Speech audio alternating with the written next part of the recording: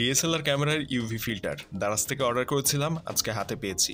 আসলে এই ইউভি ফিল্টারের কাজ কি, লেন্সে কেন এটা ব্যবহার করতে হবে, এটার সুবিধা অসুবিধা কি রয়েছে, কত টাকা দাম পড়েছে, আপনারা আপনাদের লেন্সের ক্ষেত্রে এটা ব্যবহার করলে কি সুবিধা পাবেন, কোথা থেকে নিতে পারবেন, যাবতীয় সব কিছু আজকের এই ভিডিওতে থাকছে। আর এরকম সব কম বাজেটের গ্যাজেটের রিভিউ আনবক্সিং নিয়মিত আমাদের এই চ্যানেলে আপলোড করা হয়, সো চ্যানেলটা সাবস্ক্রাইব করে রাখবেন আর ভিডিও ডেসক্রিপশনে দেওয়া লিঙ্ক থেকে ফেসবুক পেজটা ফলো দিবেন। দারাজ থেকে প্রোডাক্টটা নিয়েছি, আমরা দেখব ফার্স্টে বক্সের ভিতরে কি পেয়েছি আমরা সেটা, পরবর্তীতে এটার সুবিধা অসুবিধা বিষয়গুলো দেখব। দারাজ থেকে ঠিক এরকম একটা পলি ব্যাগে করে এটা আমার কাছে পাঠানো হয়েছে। আর এটার ভিতরে আসলে কি রয়েছে সেটা এখনো পর্যন্ত দেখিনি, সো প্যাকেটটা খুলে ফেলার পরে ভিতরে দেখা যাবে যে আসলে ইউভি ফিল্টার যেটা অর্ডার করেছি সেটা পেয়েছি কিনা, এবং পরবর্তীতে এটা লেন্সে কিভাবে সেট করতে হবে, এবং লেন্সে সেট করলে কি সুবিধা রয়েছে, না করলে কি অসুবিধা রয়েছে, বা এটা সেট করলে কোনো অসুবিধা আছে কিনা এসব বিষয়ে বলবো, এবং দাম কোথা থেকে নিতে পারবেন সে বিষয়ে জানা যাবে ভিডিওর লাস্টে। বক্সের ভিতর থেকে আমরা ইউভি ফিল্টার যেটা সেটা বের করে আনলাম, এবং এটা কিন্তু বাবল পেপার দিয়ে প্যাকেট করা ছিল যাতে এইটাতে কোনো রকম আঘাত না পায়, কারণ যেহেতু এইটা মূলত কাচের তৈরি, অনেক সময় প্লাস্টিকেরও পাওয়া যায়, সো এই কাচ বা প্লাস্টিক যেটা দিয়েই তৈরি হোক না কেন এটাতে আঘাত পেলে এটা ভেঙে যায়। বিশেষ করে ইউভি ফিল্টারগুলো কাচেরই বেশি হয়, এজন্য এটাকে বাবল পেপার দিয়ে প্যাক করে পাঠানো হয়েছে। এবং কেনকো অপটিক্যাল ফিল্টার, এটার যে কোম্পানি নেম, ব্র্যান্ড নেম, সেটা এখানে ব্র্যান্ডিং করা আছে। ইউভি ফিল্টার যে ইউভি লাইট প্রোটেকশন দিবে এটা, সেটাও লেখা রয়েছে। বক্সের সাইডগুলো ঠিক এরকম দেখতেই পাচ্ছেন। বক্সের ভিতরে ইউভি ফিল্টারটা কী অবস্থায় দেওয়া হয়েছে সেটা দেখি। সো বক্স, কাগজের যে বক্সটা রয়েছে সেটা ওপেন করার পর ভিতর থেকে একটা প্লাস্টিকের বক্স পাওয়া গিয়েছে, রাউন্ড শেপের একটা বক্স, এবং এটার ভিতরেই ফিল্টারটি রয়েছে।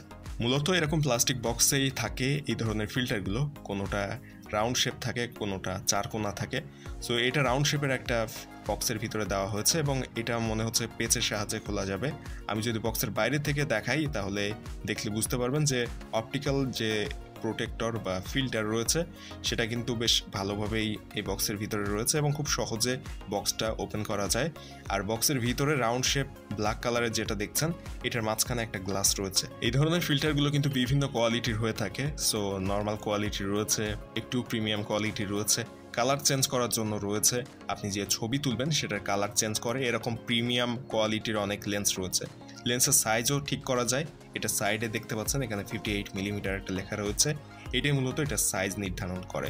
এবং এটা আপনার ক্যামেরার লেন্সে উপরের দিকে এরকম লেখা পাবেন, ওইখানে যে সাইজটা লেখা থাকবে ঠিক সেই সাইজের এই ফিল্টার আপনাকে কিনতে হবে। কিছুক্ষণ আগে যে বিষয়টা বলছিলাম যে এইগুলোর সাইজ থাকে ভিন্ন ভিন্ন, তবে লেন্সের সাইজ অনুযায়ী কিন্তু এইটার সাইজ ছোট বড় হয় এমন না। এখানে দুইটা লেন্স দেখতে পাচ্ছেন, এই দুইটা লেন্সের যে ফিল্টারের সাইজ সেটা কিন্তু সেম। লেন্সের উপরে ক্যাপ খোলার পর এই জায়গাটা যদি খেয়াল করেন, এখানে একটা সাইজ লেখা রয়েছে, যেমনটা এই লেন্সের ক্ষেত্রে 58 মিলিমিটার লেখা রয়েছে। এই সাইজটাই মূলত ফিল্টারের সাইজ। সো আপনার লেন্সের ঠিক এই জায়গাটায় যে লেখাটা থাকবে, তত সাইজের বা তত মিলিমিটার সাইজের লেন্সের ফিল্টার রয়েছে সেটা আপনাকে কেনার প্রয়োজন হবে। এখানে যে লেখাটা এইটা দেখবেন, এই সাইডের লেখাটা দেখবেন না। সো ওই লেখাটা সেম এই ফিল্টারের সাইডে যদি আপনি খেয়াল করেন তাহলে দেখতে পাবেন এই জায়গাটাও কিন্তু ওই 58 মিলিমিটার লেখা রয়েছে। সো এই সাইজটাই মূলত আপনাকে দেখতে হবে যে লেন্সের উপরে কি সাইজ লেখা রয়েছে, সেই একই সাইজের ফিল্টার আপনাকে নিতে হবে। এখন ফিল্টারগুলো কেন ইউজ করবেন, এখানে 50 মিলিমিটারের একটা লেন্স রয়েছে আমার কাছে, যেটা দেখতে পাচ্ছেন যে লেন্সের যে গ্লাসটা সেটা বেশ ভিতরে, উপরে অনেকটা গর্ত একটা জায়গা রয়েছে। যদি আমি একটু ভালোভাবে দেখানোর চেষ্টা করি, ঠিক এই জায়গাটা, এখন এটার ভিতরে যদি কোনো কারণে ধুলাবালি বা ময়লা চলে যায় লেন্সের উপরে, গ্লাসের উপরে, তখন কিন্তু সেটা পরিষ্কার করাটা বেশ কষ্টসাধ্য। সো ময়লা যাওয়ার আগেই যদি আমরা প্রোটেক্ট করতে পারি তাহলে আর ওই ময়লাটা ওখানে যাবে না, এবং লেন্সটা নষ্ট হবে না, এবং লেন্সের ছবির কোয়ালিটিও নষ্ট হবে না। সো ওই জায়গাটা পরিষ্কার পরিচ্ছন্ন রাখার জন্য এবং ছবির কোয়ালিটি ভালো রাখার জন্য, লেন্সটা যাতে নষ্ট না হয়, ওই জায়গাটা কোনো ধুলোবালি যাতে না পৌঁছতে পারে, এজন্যই মূলত এই ফিল্টার ব্যবহার করতে হবে। এছাড়াও ইউভি যে লাইট রয়েছে সেটা যাতে লেন্সে প্রবেশ না করে সে কারণে এটা ব্যবহার করতে পারে। অনেক লেন্সের এই যে গ্লাসটা দেখালাম, ভিতরে অনেকটা এবং উপরে কিছুটা গর্তের মতো রয়েছে। কিছু কিছু লেন্সে এটা কিন্তু একেবারে উপরেই থাকে, যেমনটা এই লেন্সের ক্ষেত্রে। এটার ভিতরে কিন্তু আগের ওই লেন্সের মতো অতটা গর্তের ভিতরে কাজটা নেই, গ্লাসটা একেবারে সামনে। সো এই ধরনের লেন্সের ক্ষেত্রেও আপনি এরকম একটা ইউভি ফিল্টার ব্যবহার করতে পারেন, যেমনটা আমি এই লেন্সটাতে অনেক আগে থেকে ইউভি ফিল্টার ব্যবহার করছি। এখন ক্যামেরার এই লেন্সগুলোতে ইউভি ফিল্টার সেট করবেন কিভাবে? খুবই ইজি। জাস্ট এই ইউভি ফিল্টারটা নিয়ে আপনার ক্যামেরার লেন্সের উপরে সেম সাইজের যদি নিয়ে থাকেন তাহলে সহজে সেট হয়ে যাবে, এবং এটা লেন্সের উপরে এভাবে রেখে জাস্ট পেঁচের সাহায্যে খুব সহজে আপনার ক্যামেরার লেন্সের সাথে সেট করে ফেলতে পারবেন ইজিলি। আবার যদি কখনো এটাকে খোলার প্রয়োজন পড়ে সেটাও কিন্তু খুব ইজি, সহজেই খোলা যায় এটা। এখন হয়তো অনেকেই জানতে চাইবেন এটার জন্য ক্যামেরার লেন্সের কোনো অসুবিধা হয় কিনা। আসলে এইটার জন্য লেন্সের তেমন কোনো অসুবিধা হয় না, তবে এটার উপরে যদি কোনো সময় ময়লা বা ধুলাবালি জমে যায় তখন ছবির কোয়ালিটি কিছুটা নষ্ট হয়ে যায় বা কমে যায়।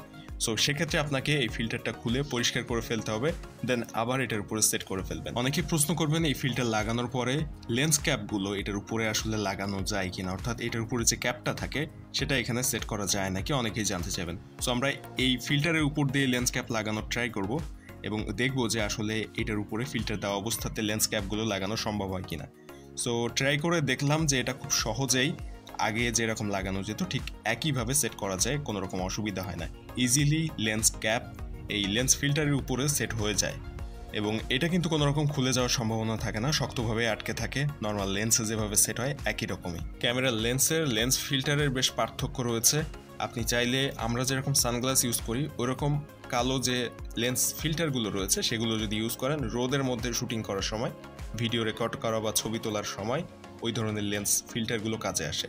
রয়েছে ভিন্ন ভিন্ন কালারের লেন্স ফিল্টার, যেমন লাল, সবুজ, হলুদ।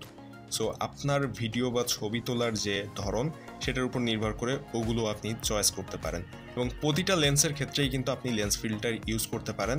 যেমনটা আমার আগে থেকে এই লেন্সেই ইউজ করা ছিল একটা, এটাতেও 58 মিলিমিটার লেন্স ফিল্টার ইউজ করা হয়েছে, এবং এইটার ভিতরের যে গ্লাসটা সেটা কিন্তু ওই লেন্সের মতো অনেকটা ভিতরে যে দেন ওই জায়গায় গ্লাস না, এটা একেবারে মুখের কাছেই গ্লাস।